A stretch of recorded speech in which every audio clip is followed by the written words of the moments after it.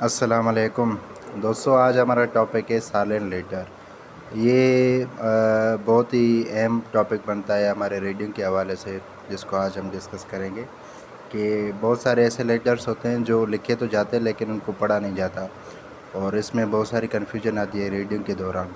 तो इसको आज हम डिस्कस करेंगे। इनके रूल्स होते हैं, 10-12 रूल्स, उनको डिस्कस करेंगे इंशाल्लाह। उसके बाद साइलेंट लेटर्स यानी आपकी रीडिंग बहुत अच्छी हो जाएगी कि कहाँ पर कोई लेटर्स स्किप करना है, नहीं पढ़ना है, वो आपको समझ में आ जाएगा। इसमें रूल नंबर 1 ये है कि when R comes after W, the letter W will be written but not read और विल बी साइलेंट। जब भी डब्ल्यू के बाद आर आएगा तो हमारा डब्ल्यू जो है वो साइलेंट हो जाएगा। जैसे एग्जांपल है राइट, रेड, रॉन्ग एट्सेट्रा, और बहुत सारे एग्जांपल्स होते हैं। सो किसी भी वर्ड में जब डब्ल्यू के बाद आर आए तो हम डब्ल्यू नहीं पढ़ेंगे। रूल नंबर सेकंड ये है कि व्हेन एन कम्स आफ्टर के, द लेटर के वुड बी साइलेंट। जब भी के द लेटर जो हमारा के उसके बाद एन आएगा तो के हम नहीं पढ़ेंगे, जैसे नॉलेज, नोट एट्सेट्रा। और रूल नंबर 3 ये है कि when G comes after D, the letter D would be silent.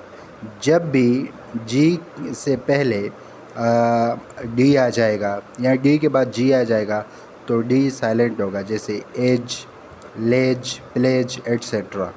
और रूल नंबर 4 ये है कि when T comes after ji H would be silent. जब भी जी एच के बाद टी आएगा तो जी एच हमारा साइलेंट हो जाएगा, जैसे फ्लाइट, नाइट, हाइट एट्सेट्रा, और बहुत सारे एग्जांपल्स हो सकते हैं ऐसे।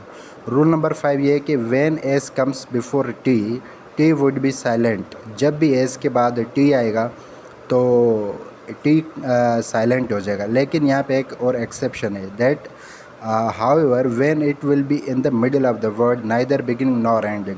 और जब ये कम्बिनेशन एस टी की किसी भी वर्ड के बीच में आए, ना लास्ट में और ना शुरू में आएगा या लास्ट में आएगा तो हम टी को पढ़ेंगे। जब मिडिल में आ जाएगा एस और टी तो टी साइलेंट हो जाएगा, जैसे नेस्ले, कैस्टल एट्सेट्रा। और रूल नंबर 6 ये है कि when F comes after L, L would be silent. जब भी एल के बाद एफ आएगा तो एल साइलेंट हो जाएगा, जैसे काफ, वोफ, हाफ एट्सेट्रा। रूल नंबर 7 है कि व्हेन के comes after L, L would be silent. जब भी एल के बाद के आएगा तो एल हमारा खामोश हो जाएगा, साइलेंट हो जाएगा, जैसे वाक, टाक एट्सेट्रा। और रूल नंबर 8 ये है कि when S comes after P, P would be silent. जब भी पी के बाद एस आएगा तो पी हमारा खामोश हो जाएगा, साइलेंट हो जाएगा, जैसे साइकोलॉजी, सालमिस्ट एट्सेट्रा। रूल नंबर 9 ये है कि when an comes after P, P would be silent. जब भी एन के बाद पी आएगा, जब पी के बाद एन आएगा, जब पी के बाद एन आएगा तो पी हमारा साइलेंट हो जाएगा, जैसे निमोनिया, न्यूमेटिक एट्सेट्रा।